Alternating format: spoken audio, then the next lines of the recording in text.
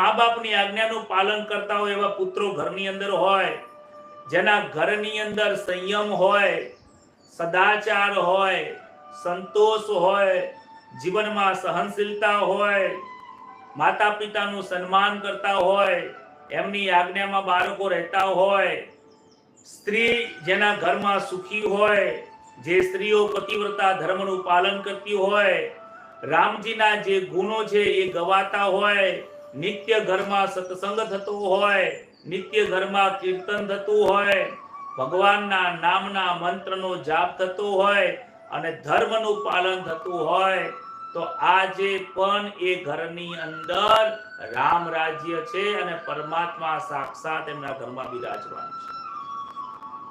આવું જીવન આપણે પણ જીવી શકીએ છીએ. આપણે આપણા બાળકને ધર્મનું જ્ઞાન આપવાનું છે. ધર્મનું જ્ઞાન બહાર નહીં મળે. પહેલા તો